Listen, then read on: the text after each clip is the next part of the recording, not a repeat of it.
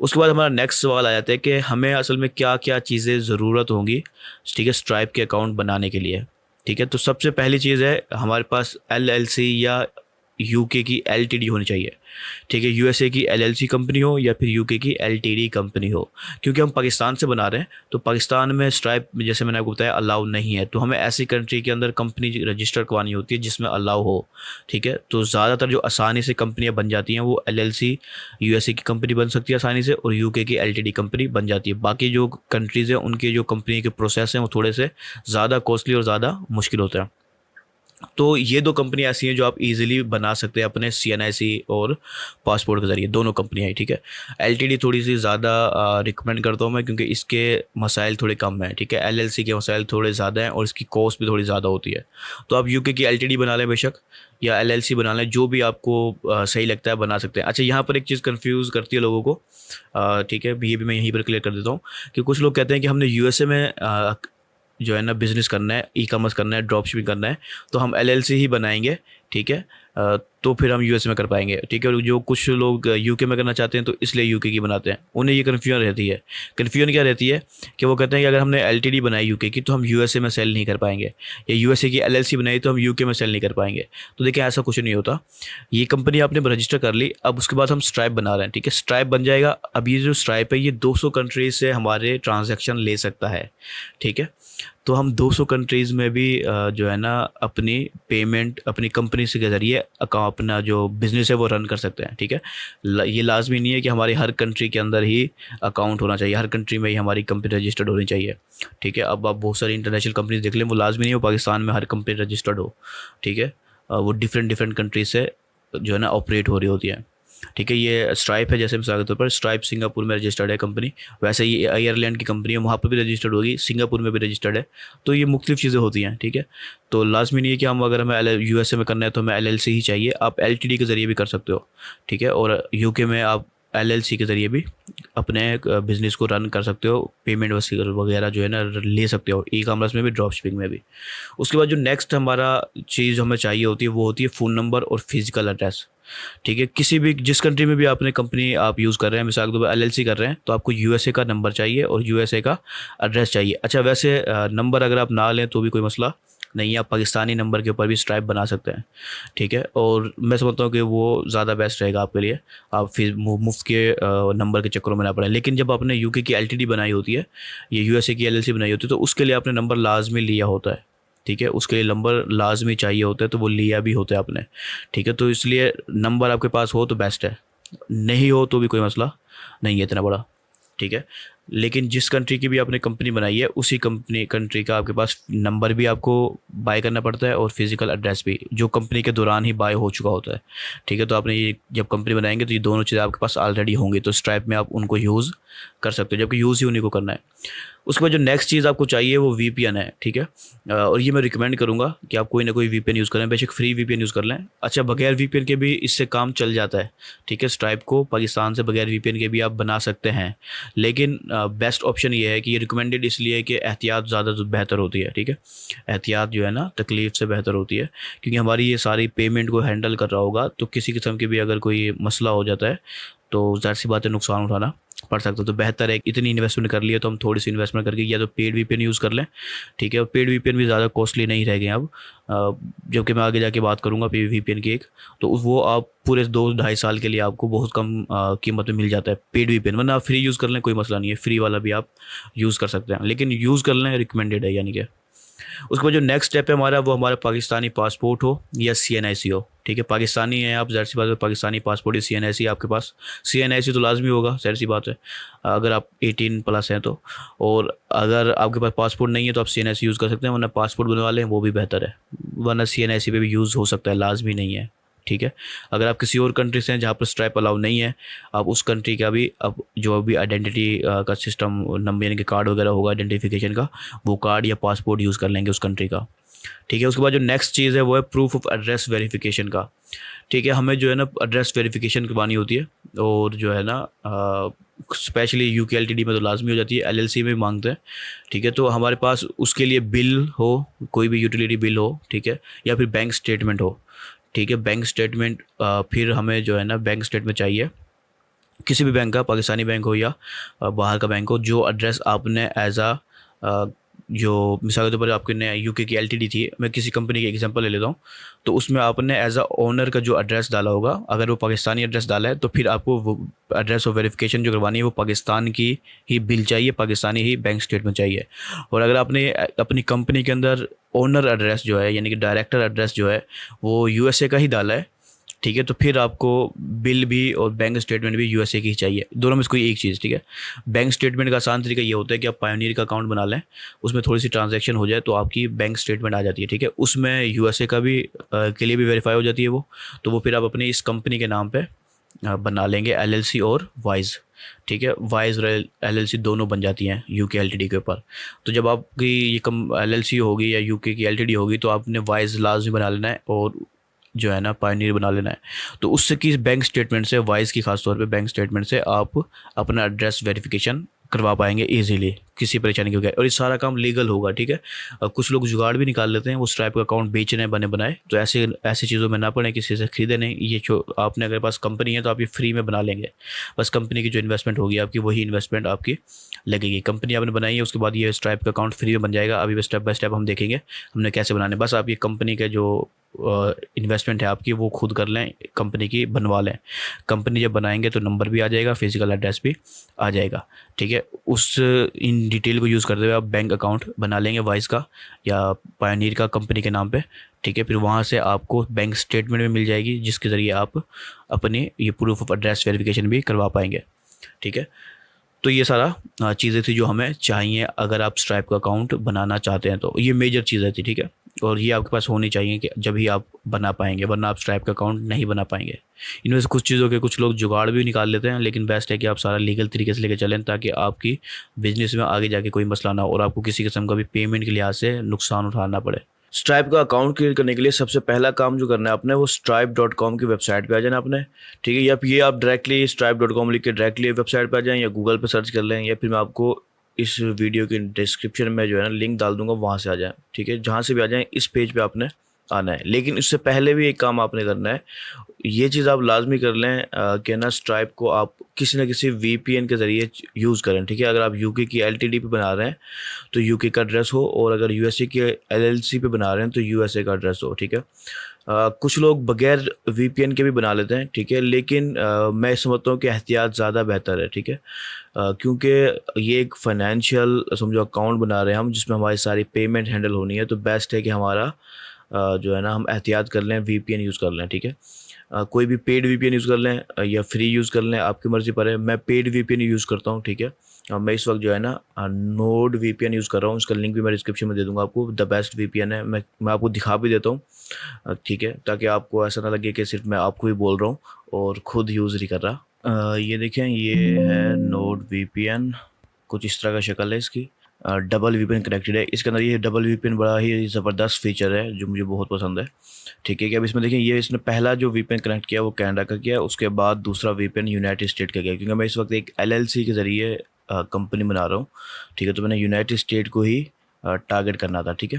तो United state का ही VPN चाहिए था, लेकिन मैंने डबल वीपीएन लगाया है, इसलिए पहले कनाडा की लोकेशन में चेंज किया, उसके बाद यूनाइटेड स्टेट में। तो इस वक्त यूनाइटेड स्टेट है, लेकिन अगर कोई ट्रैक्स वगैरह करता है, कोई भी हैकर टाइप का पर्सन, तो पहले उसे यूनाइटेड स्टेट से लोकेशन नजर आएगी, उसके बाद कनाडा नजर आएगी, उसके लास्ट में पाकिस्तान जो लोकेशन होगी वो शो होगी। तो डबल वीपीएन काफ़ी अच्छा फीचर है, लेकिन जो मेन पॉइंट है वो ये है कि मैं वीपीएन नोड वीपीएन यूज़ कर रहा हूँ। ये काफ़ी अफोर्डेबल भी है और काफ़ी स्ट्रॉन्ग भी है, और भी बहुत सारे फीचर हैं, आप अपनी मर्ज़ी से कोई भी यूज़ कर लें। ये सिर्फ एहतियात के लिए मैं कह रहा हूँ, वरना लोग बगैर वीपीएन के भी कर रहे होते हैं, ठीक है। लेकिन एहतियात ज़्यादा बेहतर है परेशानी से। तो अब हम आ जाते हैं अपने अकाउंट क्रिएट कैसे करना है। तो सिंपली ये साइन इन के इस बटन पे आपने क्लिक करना है, तो आप यहाँ लॉगिन पेज के ऊपर आ जाएंगे। अगर आपका अकाउंट हो तो फिर आपने लॉगिन भी यहीं पर इस तरह से ही करना होता है, ईमेल डाल के पासवर्ड डाल के लॉगिन करना होता है, लेकिन हमें अभी क्रिएट करना है। तो हम यहाँ नीचे थोड़ा स्क्रॉल करेंगे तो यहाँ पर हमें ऑप्शन मिलेगा साइन अप का, ठीक है। आपने साइन अप के इस बटन के ऊपर क्लिक करना है अगर आप अकाउंट क्रिएट करना चाहते हैं तो, ठीक है। तो मैं सिंपली साइन अप के बटन पर क्लिक करता हूँ।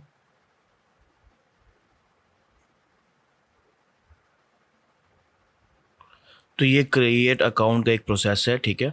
क्रिएट योर स्ट्राइप अकाउंट, पहले हमें ईमेल डालना है जिस ईमेल के ऊपर हम अपना अकाउंट बनाना चाहते हैं, ठीक है। उसके बाद हम अपना फुल नेम लिखेंगे। अच्छा, ये कंपनी का नेम नहीं है, आपका नाम है, तो आप अपना फुल नेम यहाँ पर लिखेंगे।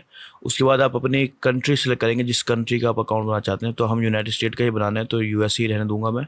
उसके बाद पासवर्ड रखना है हमने यहाँ पर, जो पासवर्ड हम अपने अकाउंट का रखना चाहते हैं। उसके बाद यहाँ पर ये आपको एक ऑप्शन मिल रहा है गेट ईमेल्स वगैरह का, तो आप इसको जो है ना, और इसके अलावा ये अनसब्सक्राइब के लिहाज से भी प्राइवेसी वगैरह दे रहा है, तो आप इसे चेक कर देंगे या ना करें, आपकी मर्ज़ी है। फिर क्रिएट अकाउंट के बटन पे क्लिक करेंगे, ठीक है। तो पहला ईमेल, फिर फुल नेम, फिर कंट्री सेलेक्ट करनी है, फिर पासवर्ड डालना है अपना, जो भी पासवर्ड रखना चाहते हैं। उसके बाद क्रिएट अकाउंट के इस बटन पे क्लिक कर देना है। ये सिंपल सा स्टेप है जो आपने पहले करना है, ठीक है। उससे आगे अभी रजिस्ट्रेशन होगी, लेकिन ये सिर्फ अकाउंट क्रिएट हो रहा है स्ट्राइप का। उसके बाद हम अपने डॉक्यूमेंट्स वगैरह वेरीफाई करेंगे। तो सिंपली हम पहले ये सारी डिटेल डालते हैं, उसके बाद हम क्रिएट अकाउंट के बटन पे क्लिक करेंगे। तो जैसे ही आप उस पर क्रिएट अकाउंट पे क्लिक करते हैं, तो पहला जो स्टेप आता है वो है वेरीफाई ईमेल का, ठीक है। थोड़ा सा लोड हो रहा है, तो वेरीफाई ईमेल का हमारा पहला स्टेप आएगा। तो कुछ आपको इस तरह की स्क्रीन नज़र आएगी कि इसने हमारे ईमेल पे सेंड कर दिया वेरीफाई कोड। हम अगर आपका ईमेल इसी क्रोम के ऊपर है, जिस क्रोम पे हम आप अकाउंट बना रहे हो, तो आप सिंपली ओपन जीमेल करके भी अपना अकाउंट को, इनके ईमेल को चेक कर सकते हो, वेरीफाई कर सकते हो। हाँ, ठीक है। वहाँ पर लिंक आएगा, मैं अभी आपको दिखा भी देता हूँ।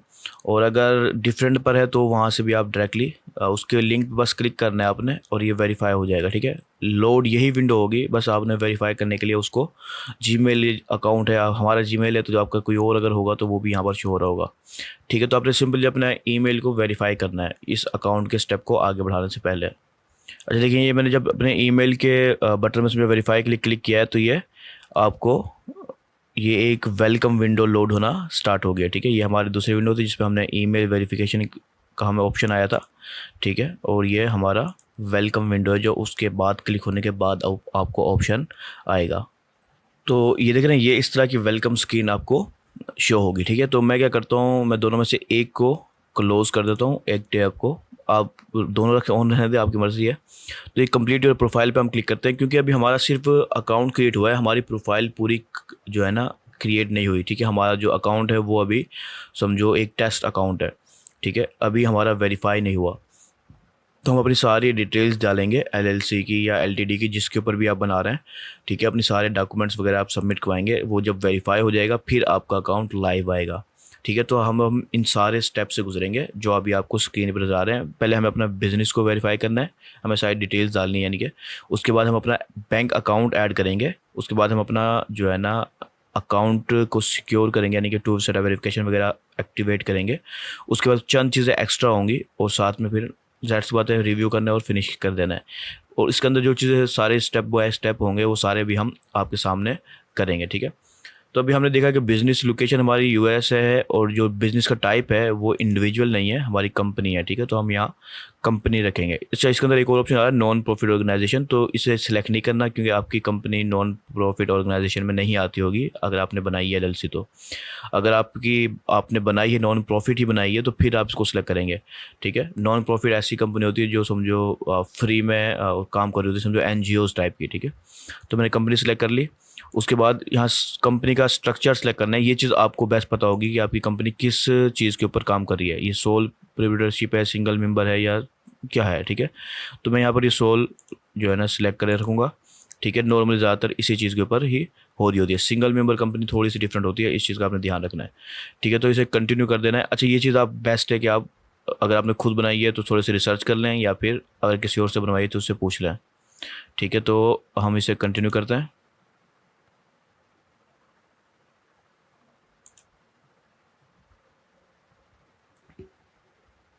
अच्छा देखिए, यहाँ पर आपको चंद ऑप्शन नज़र आ रहे हैं। कंपनी का लीगल बिजनेस नेम लिखना है आपने, उसके बाद एम्प्लॉयर आइडेंटिफिकेशन नंबर है, उसके बाद बिजनेस नेम ये ऑप्शनल है, ये आप अपनी मर्ज़ी से लिख सकते हैं, ठीक है, जिस मर्ज़ी से भी आप लिखना चाहें। अच्छा, ये दोनों चेंज भी हो सकते हैं, ठीक है, आपके लीगल नेम और बिजनेस नेम दोनों चेंज हो सकता है। ये बिजनेस नेम समझो वो होगा जो स्ट्राइप पे शो हो रहा होगा। उसके बाद आपने अपना एड्रेस लिखना है, बिजनेस एड्रेस जो ऑफिस एड्रेस होगा आपका। इंडस्ट्री सेलेक्ट करनी है, किस इंडस्ट्री में आप जो है ना काम कर रहे हैं। आपने अपनी वेबसाइट डालनी है यहाँ पर, जिस वेबसाइट के ऊपर ज़ाहिर सी बात है आप कनेक्ट करना चाहेंगे। और आपने प्रोडक्ट डिस्क्रिप्शन देनी है। प्रोडक्ट डिस्क्रिप्शन के बाद आप अपने सर्विसेज वगैरह दे रहे हैं तो आप सर्विसेज डालेंगे, ठीक है। और अगर आप कोई ई कॉमर्स बिजनेस है तो आप उसके बारे में बता देंगे कि आप ई कॉमर्स बिजनेस है आपका, और आप डिफरेंट प्रोडक्ट्स जो है ना सेल करते हैं। अभी हम वो सब कुछ करेंगे वैसे, इसलिए परेशानी वाली कोई मसला बात नहीं है। तो हम स्टेप बाय स्टेप आते हैं। यहाँ पर हम अपने पहले कंपनी का नेम डालूंगा मैं। अच्छा, ये चीज़ें मैं सारी डाल लेता हूँ ताकि हमें बार बार जो है ना परेशानी ना हो। तो हम यहाँ कंपनी का नेम डालेंगे और ये EIN नंबर। अच्छा, यहाँ देख लें कि ये हमारी जो बन रही है कंपनी, ये USA की LLC के ऊपर बन रही है, ठीक है। इस वजह से ये EIN नंबर मांग रहा है। अगर आपकी LTD है तो फिर यहाँ पर ये EIN नंबर नहीं मांगेगा, बल्कि ये जो है ना कंपनी नंबर या कोई और चीज़ डिमांड करेगा जो कि आपकी ऑलरेडी कंपनी के अंदर मौजूद होगी, ठीक है। इसमें परेशानी वाली बात नहीं होगी। ये USA की इसलिए EIN नंबर मांग रहा है, जो कि हर USA की LLC पे लाजमी होता है, ठीक है। उसके बाद यहाँ बिज़नेस नेम हम सिलेक्ट करेंगे और यहाँ पर अपनी सारी एड्रेस डाल दूंगा मैं। उसके बाद इंडस्ट्री में E-कॉमर्स रख लूँगा, ठीक है। फिर वेबसाइट डाल के फिर यहाँ पर हम लास्ट स्टेप प्रोडक्ट डिस्क्रिप्शन के ऊपर ये सारे फिल आउट करके मैं इस डिस्क्रिप्शन के स्टेप पे आ जाता हूँ। फिर हम आगे बात करते हैं। सारी डिटेल्स फिल करने के बाद मैंने देखी ये प्रोडक्ट डिस्क्रिप्शन लिख दी है। मैंने सिंपल से लिखी है, कोई ज़्यादा हैवी डिस्क्रिप्शन नहीं लिखी। आप अपने बिजनेस के लिहाज से लिख सकते हैं। अगर आप E-कॉमर्स ही है तो आप इस तरह से ही लिख सकते हैं, ठीक है। कोई हैवी डिस्क्रिप्शन की ज़रूरत आपको नहीं होती। बाकी जो आपकी वेबसाइट होगा उसका लिंक से उन्हें खुद ही पता चल जाएगा आपको आपका बिज़नेस है क्या, ठीक है। जब आप ये डिटेल सबमिट कर लेंगे सारी, तो फिर आप इस कंटिन्यू के बटन पर क्लिक करेंगे। अच्छा देखिए, नेक्स्ट स्टेप पे हमें बिजनेस रिप्रेजेंटेटिव को वेरीफाई करना है, यानी कि जो ओनर है उसको वेरीफाई करना है। तो सबसे पहला जो काम है वो है लीगल नेम का, ठीक है। तो लीगल नेम आपने लिखना है, फर्स्ट नेम लास्ट नेम, ये दोनों लाजमी है, ठीक है। और ये आपने अपने पासपोर्ट के लिहाज से देख लेना है कि आपने कंपनी में क्या डाला है, वही एग्जैक्टली यहाँ पर डालना है। ज़ाहिर सी बात वो पासपोर्ट वाला ही होगा जो आपका पासपोर्ट या CNIC पे होगा, ठीक है। तो आपने ये दोनों चीज़ें यहाँ पर फर्स्ट नेम लास्ट नेम लिख देना। उसके बाद आपका ईमेल एड्रेस का सेक्शन है वो ऑटो फिल होगा, तो उसको आपको फिल करने की ज़रूरत नहीं है, ठीक है। उसके बाद हम इसे स्क्रॉल डाउन करते हैं। इससे नीचे जो है ना हमारे ऑप्शन मिलते हैं डेट ऑफ बर्थ डालने का। आप अपनी डेट ऑफ बर्थ डालेंगे यहाँ पर। उसके बाद आप अब होम एड्रेस देंगे जो ओनर है उसका, ठीक है। यहाँ पर हम पाकिस्तानी एड्रेस भी डाल सकते हैं और US का एड्रेस भी डाल सकते हैं। अगर आपने USA का एड्रेस लिया है, ओनर एड्रेस, डायरेक्टर एड्रेस, तो फिर आप डालें, वरना आप जो है ना पाकिस्तानी एड्रेस भी डाल सकते हैं, ठीक है। उसके बाद यहाँ पर आपने फ़ोन नंबर डालना है। अच्छा, ये चीज़ ये ज़हन में रखें कि ये जो एड्रेस आप डालेंगे ये एग्जैक्टली आपने वही डालना है जो आपने अपनी कंपनी में डाला हुआ है। अगर आपने कंपनी में रिप्रेजेंटेटिव का एड्रेस पाकिस्तान डाला हुआ है तो वो पाकिस्तान यहाँ डालेंगे, और अगर आपने कंपनी में ये रिप्रेजेंटेटिव का एड्रेस जो है ना USA का ही डाला हुआ है या UK का डाला हुआ है तो फिर आपने वही डालना है, ठीक है। दोनों चीज़ें मैच होनी चाहिए, अलग अलग नहीं होनी चाहिए, ठीक है। उसके बाद आप अपने फ़ोन नंबर यहाँ पर डालेंगे, ठीक है। और उसके बाद यहाँ पर आप जो है ना सोशल सिक्योरिटी नंबर का ऑप्शन दे रहा है वो यहाँ पर डालेंगे, उसका लास्ट 4 डिजिट, ठीक है। वो सब चीज़ें मैं अभी आपको बताता हूँ। बाकी चीज़ें मैं फिल कर लेता हूँ, फिर हम यहाँ लास्ट में आके इस पर डिटेल में बात करते हैं। अच्छा देखिए, जब आप यहाँ पर अपनी सारी डिटेल फिल कर लेंगे तो ये लास्ट में आपसे सोशल सिक्योरिटी नंबर मांग रहा है, ठीक है। लेकिन ज़ाहिर सी बात है हम पाकिस्तानी हैं तो हमारे पास USA का सोशल सिक्योरिटी नंबर नहीं होगा, ठीक है। तो हम यहाँ पर अपने जो है ना गवर्नमेंट ID वगैरह का नंबर या डिटेल्स डालेंगे, ठीक है। वो डालेंगे कैसे, अब यहाँ पर provide a government issued ID number instead का ऑप्शन आ रहा है, इस पर आपने क्लिक करना है, ठीक है। यहाँ पर आपको ऑप्शन दे देगा कंट्री चेंज करने का, तो आपने यहाँ पर कंट्री चेंज करना है और पाकिस्तान सेलेक्ट करना है जो कि कोड है PK, ठीक है। अब यहाँ पर जब आप PK सेलेक्ट कर लेंगे तो यहाँ पर आपको ऑप्शन दे रहा है कि आप smart national identity card select कर लें, ठीक है। ये दोनों ऑप्शन है, कंप्यूटराइज नेशनल शनाख्ती कार्ड CNIC। तो मैं इसे सिलेक्ट करता हूँ और यहाँ पर हम जो है ना CNIC नंबर इंटर करेंगे, उसके बाद हम इसे कंटिन्यू कर देंगे, ठीक है। तो ये सारा स्टेप है बिजनेस रिप्रेजेंटेटिव के डाटा को जो है ना वेरीफाई करने के लिए। बाकी ऊपर डिटेल सारी डालने के बाद आपने इसे इस अंदाज में चेंज करके फिर अपना CNIC नंबर यहाँ पर इंटर करना है, उसके बाद कंटिन्यू कर देना है। जब आप कंटिन्यू पे क्लिक करेंगे तो आपको ये समझो एक किस्म का ना वेरीफाई करने का ऑप्शन देगा कि चेक कर लो कोई गलती ना हो। उसके बाद आपने दोबारा से इसे कंटिन्यू के बटन पे क्लिक कर देना है। उससे आगे जो नेक्स्ट स्टेप है वो हमारा फुलफिलमेंट डिटेल्स का है, ठीक है। कि अब हमने E-कॉमर्स हमने सेलेक्ट किया था, तो फिर अब बताएं कि जो प्रोडक्ट है वो शिप कौन करेगा, ठीक है। आप खुद शिप करेंगे या फिर कोई थर्ड पार्टी शिप करेगी, ठीक है। अब आप यहाँ देख लें, अगर आपका E-कॉमर्स है तो आप यस करेंगे खुद की तरफ, ठीक है, कि आप खुद शिप करेंगे। अगर आप ड्रॉप शिपिंग करना चाह रहे हैं तो आप इसको नो करेंगे, और ये लाजमी आपने करना है इस तरह का, ठीक है, ताकि बाद में आपके पेमेंट में इश्यूज़ ना आए।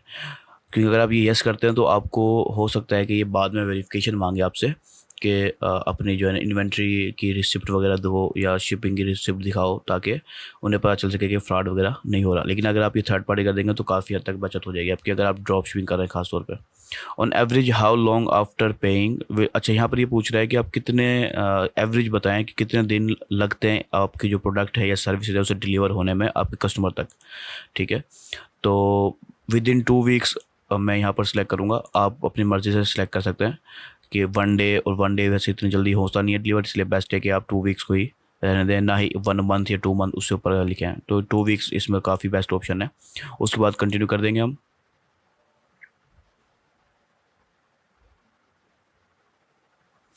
अब देखें, उसके बाद जो हमें नेक्स्ट ऑप्शन मिल रहा है वो है पब्लिक डिटेल का। अच्छा, ये पब्लिक डिटेल वो होती है जो आप समझो जो भी आप यहाँ पर डालेंगे वो कस्टमर की बिलिंग में शो होगी। जब वो पे करेगा कार्ड के ज़रिए तो उसके जो ट्रांसक्रिप्शन होती है, समझो स्टेटमेंट होती है, उसमें शो होती है कि किस कंपनी ने उस पेमेंट जो है ना किस कंपनी ने चार्ज की है। ठीक है, तो यहाँ पर अपनी आप कंपनी का शॉर्ट फॉर्म भी यूज़ कर सकते हैं। इसने ऑटोमेटिक जो है ना यहाँ पर शॉर्ट फॉर्म यूज़ कर दिया मेरे लिहाज से।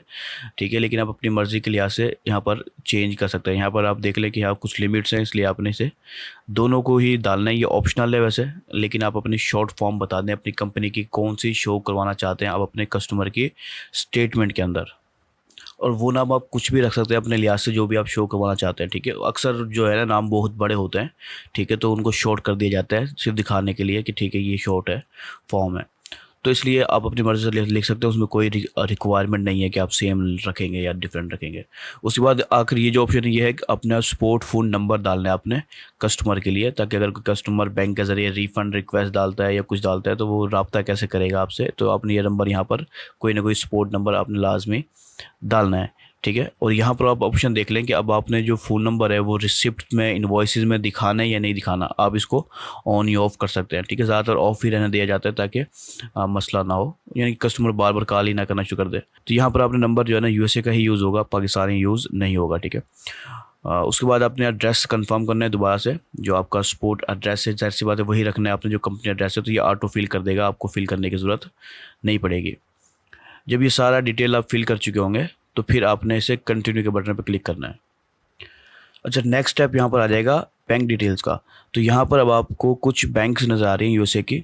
अगर आपकी बैंक जो है ना इन्हीं में से कोई एक है तो आप वो सिलेक्ट कर लेंगे। ठीक है, मिसाल के तौर पर अगर आप वाइज का बैंक अटैच कर रहे हैं या पायोनियर का कर रहे हैं तो वो बैंक का नाम आपको एग्जैक्टली पता चल जाएगा क्योंकि वो आपको जो अकाउंट है वो किस बैंक की तरफ से है। ठीक है, अगर वो इनमें से है तो आप सर्च सिलेक्ट कर लें। अगर आप इनमें से बैंक में से नहीं है तो आप बैंक का नाम सर्च भी कर सकते हैं। ठीक है, बैंक का नाम सर्च करके देख लें, वरना आप जो है ना एक ऑप्शन मिलता है इंटर बैंक डिटेल्स मैनुअली। ठीक है, तो हम ये भी कर सकते हैं। तो मैं इसी ऑप्शन को आपको बताता हूँ क्योंकि ये ज़्यादा बेहतर और आसान है। कुछ लोगों को अक्सर होता है कि बैंक का नाम नहीं मिल रहा होता है, कन्फ्यूजन होती है, तो वो डिटेल्स डाल सकते हैं डायरेक्टली। तो जब आप मैनुअल इंस्टीड पे क्लिक करते हैं ना तो आपको यहाँ पर दो चीज़ें डालनी होती हैं, तीन नहीं दो। एक राउटिंग नंबर, दूसरा अकाउंट नंबर, और अकाउंट नंबर को यहाँ पर दोबारा से कंफर्म करना है चेकिंग अकाउंट की सूरत में। ठीक है, चेकिंग अकाउंट ही होना चाहिए, सेविंग अकाउंट नहीं होना चाहिए। वैसे चेकिंग अकाउंट ही मिलता है। तो आपने यहाँ पर राउटिंग नंबर डालना है, उसके बाद अकाउंट नंबर डालना है, और अकाउंट नंबर को दोबारा से यहाँ पर वेरीफाई करना है। ठीक है, ये करके आप इसको सेव कर देंगे। आपका पायोनियर का अकाउंट या वाइज का अकाउंट इसमें काम दे सकता है। ठीक है, परफेक्टली काम करेगा, कोई इशू नहीं आएगा। तो आप जब ये डिटेल डाल देंगे तो फिर आपने इस सेव का बटन को क्लिक कर देना ताकि आपका जो अकाउंट है वो सेव हो जाए। तो जैसे आप अपनी डिटेल्स यहाँ पर इंटर कर देंगे तो आपको इस तरह से ये समझो सिलेक्ट हो जाएगा। फिर आपने सिंपली कंटिन्यू के इस बटन पर क्लिक कर देना है।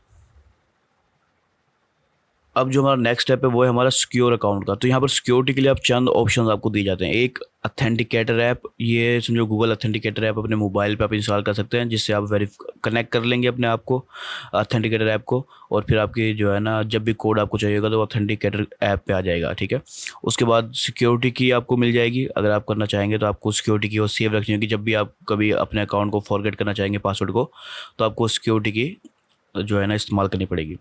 और इसके अलावा कुछ और एडिशनल ऑप्शन है जिसमें से एक एसएमएस है। ठीक है, जिसको ये लीस्ट सिक्योर कहता है। ठीक है, मैं फ़िलहाल इसी को प्रेफर करूँगा। ठीक है, क्योंकि इसके लिए हमें ज़ाहिर सी बात है मोबाइल को के अंदर ऐप इंस्टॉल करनी पड़ेगी और उसे कनेक्ट करना पड़ेगा। तो ये आप दोनों ऑप्शनल आप बाद में अपने अकाउंट को और सिक्योर करने के लिए यूज़ कर लेना। अभी मैं फ़िलहाल इसको यूज़ कर लूँगा, ये ज़्यादा रिलायबल है मेरे लिहाज से। ठीक है, तो मैं यूज़ एसएमएस के बटन पर क्लिक करता हूँ। ठीक है, वो थोड़े से हमें बता रहा है कि ना करो तो बेहतर है, लेकिन मैंने कहा ठीक है, कोई मसला नहीं है। उसके बाद हमारा जो नंबर है वो ऑटो इसके अंदर फिल हुआ आ जाएगा। नहीं आए तो आप नंबर चेंज करना चाहे तो चेंज कर लें, वरना आप मैं इसी को रहने देता हूँ। उसके बाद कंफर्म फ़ोन नंबर पे क्लिक कर देता हूँ। तो अब हमारे नंबर के ऊपर जो है ना कोड जाएगा, वो कोड हमने वेरिफिकेशन कोड जो होगा वो यहाँ पर हमें इंटर करना होगा। तो यहाँ पर मैं जो है वेरिफिकेशन कोड इंटर करता हूँ।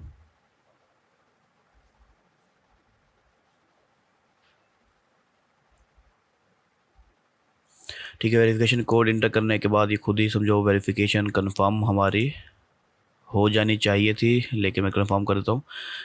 अच्छा, यहाँ पर उसने जो है ना हमें बैकअप कोड दे दिया है मोबाइल के ऊपर भी। अगर किसी वक्त मोबाइल से आपको कोई मसला आ जाए तो आप अपने बैकअप कोड के ज़रिए रिकवर कर सकते हैं। ठीक है, तो ये बैकअप कोड आप कहीं पर भी डाउनलोड करके सेव करके रख लें ताकि आपको परेशानी ना हो।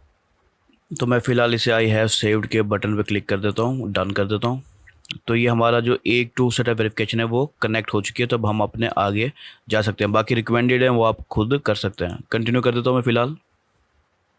अच्छा, टू स्टेप वेरिफिकेशन के बाद जो हमारा नेक्स्ट स्टेप है वो है एक्स्ट्रास का। ठीक है, और ये एक्स्ट्रास जो है ना ये ऑप्शनल है। इसके अंदर टैक्स कैलकुलेशन अगर आप ऑटोमेट करना चाहते हैं और चाहते हैं कि आपकी ट्रांजैक्शन में जो टैक्स है यानी कि वो ऑटोमेटिकली कलेक्ट हो जाए, स्ट्राइप कलेक्ट कर ले, तो फिर आप इसे सेटअप करेंगे। ठीक है, अगर आप नहीं चाहते तो इसको आप स्किप कर सकते हैं। ठीक है, मैं फ़िलहाल इसको स्किप ही कर रहा हूँ क्योंकि मैं कोई टैक्स कैलकुल जो है ना ऑटोमेटिकली कैलकुलेट नहीं करना चाह रहा या कलेक्ट नहीं करना चाह रहा। ठीक है, तो मैं फ़िलहाल इसको स्किप कर देता हूँ फ़ौरन फ़ौरन के फ़ौरन कर दें ताकि टाइम ज़ाया ना हो। स्किप फॉर नाउ कि मैं क्लिक करूँगा।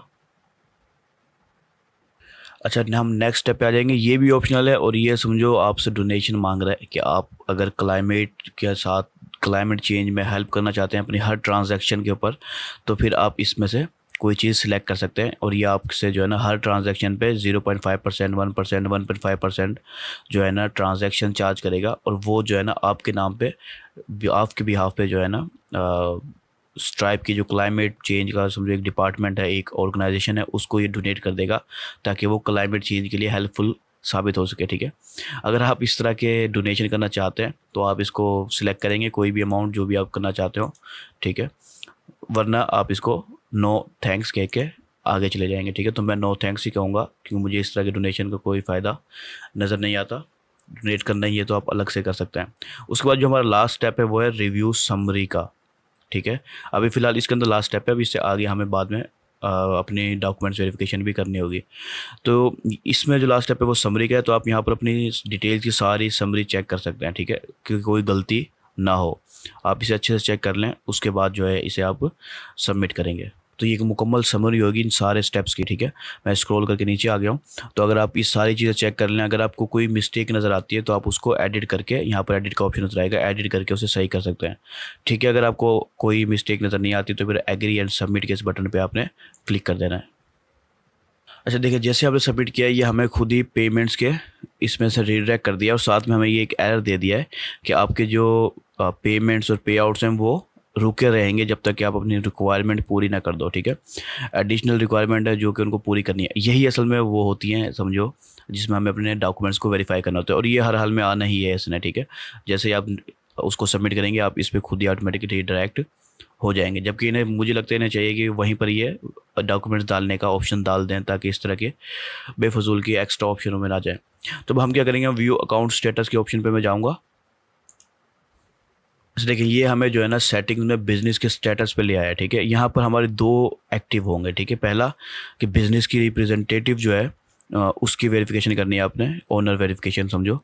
ठीक है, और दूसरा होगा ये अपडेट आईडी टैक्स वेरिफिकेशन का। ठीक है, तो इन दोनों को हमें जो है ना वेरिफिकेशन करनी है ताकि फिर हम अपने एक रेगुलर चीज़ में आ जाएं। ठीक है, तो मैं पहले ये बिज़नेस रिप्रेजेंटेटिव के ऑप्शन पे आ जाता हूँ। स्टार्ट पे मैं क्लिक करूँगा।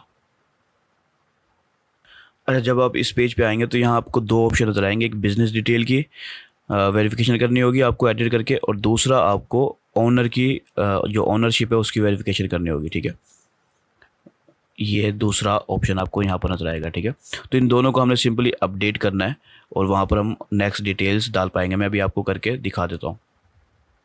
तो मैं पहले ये बिजनेस डिटेल को एडिट करूँगा।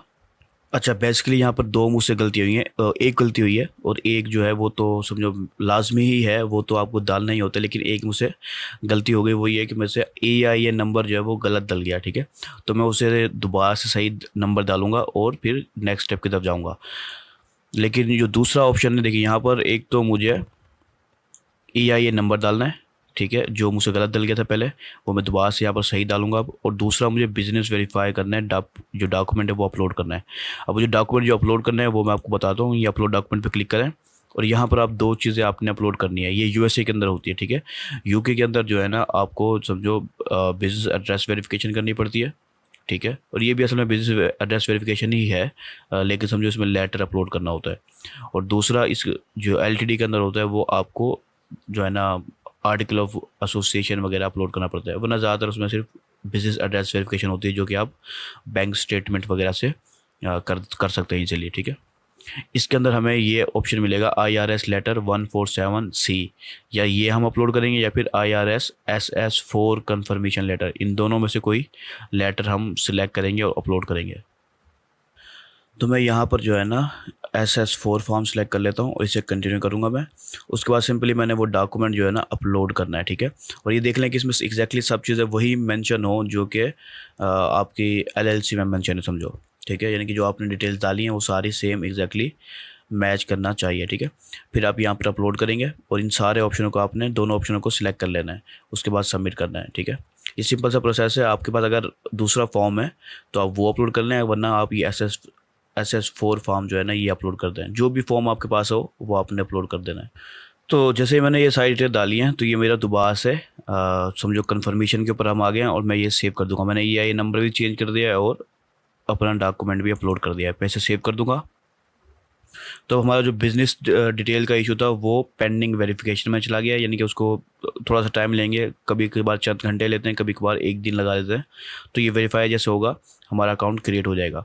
उसके बाद हम अब जो है ना पर्सनल की तरफ जाते हैं, ठीक है। अब हम पर्सनल ओनरशिप को वेरीफाई करते हैं। तो इसमें मैं अपडेट के इस बटन पर क्लिक करूँगा। अच्छा, देखिए यहाँ पर जो उसने इशू दिया है वो कह रहा है कि आपका नाम और SSN हम कंफर्म नहीं कर पाए, यानी कि असल में हमारा CNIC नंबर डाला है तो SSN नहीं है। ये इन्होंने बाय डिफ़ॉल्ट ज़ाहिर सी बात है इसी तरह का ही मैसेज आना है। हमें अब क्या करना है इसके अंदर, मैं इसको स्क्रॉल करता हूँ। यहाँ पर हमें वेरीफाई करना है अपनी आईडी को, ठीक है। तो इसके तीन तरीके हैं। पहला, आप पिक्चर ले सकते हैं अपने फ़ोन से, अगर आप फ़ोन पे आप वेरीफाई वगैरह करना चाहते हैं तो आप अपने वेब कैम से पिक्चर ले सकते हैं, या फिर आप अपनी फ़ाइल अपलोड कर सकते हैं। तो मैं यहाँ पर फाइल अपलोड के बटन को सिलेक्ट कर लेता हूँ और मैं अपनी जो CNIC है उसकी फ़ाइल को इधर अपलोड करूँगा ताकि वो वेरीफाई कर सकें, ठीक है। अब ये सिलेक्ट करने के बाद मैं नेक्स्ट के बटन पर क्लिक करूँगा। तो जैसे आप नेक्स्ट पे क्लिक करेंगे तो ये आपको समझो कुछ टर्म्स एंड कंडीशन के बारे में बता रहा है कि ये क्यों वेरीफाई कर रहे हैं वगैरह वगैरह। तो मैं एक्सेप्ट एंड कंटिन्यू कर देता हूँ इनकी प्राइवेसी पॉलिसी वगैरह को। नेक्स्ट स्टेप, इसके बाद जो हमारा नेक्स्ट स्टेप है वो ये है कि हमें अब अपनी फ़ाइल को अपलोड करना है, ठीक है। फ्रंट साइड अपलोड करनी है और वो क्लियर और साफ़ होनी चाहिए, ठीक है।